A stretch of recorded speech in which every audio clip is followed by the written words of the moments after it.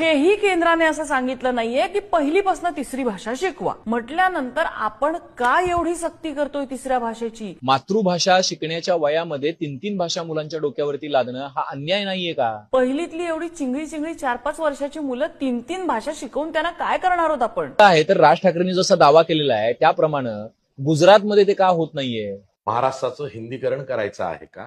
गुजरातमध्ये हिंदी ही तृतीय भाषा म्हणून का शिकवली जात नाहीये? महाराष्ट्राचा गायपट्टा करायचा आहे का? आणि हे सगळं कशासाठी? म्हणजे एखाद्याची मायबोली आपली मावशी असू शकते, गुजराती मावशी सारखी, पण माय नाही. निवडणुकांच्या राजकारणासाठी हा निर्णय असेल तर मग कोवळ्या जीवांवरती हा निर्णय का लादायचा?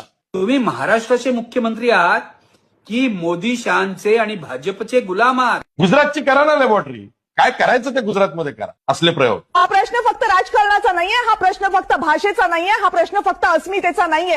हा 6 वर्षांच्या त्या लहान मुलांचा आहे जे स्वप्न घेऊन शाळेमध्ये जात आहेत. 20 मुलांनी मागितली म्हणून गुजराती शिकवायची. हे ओझं लादून का घेते महाराष्ट्र सरकार? गरज काय आहे आपल्याला? हे स्लो पॉइझन आहे.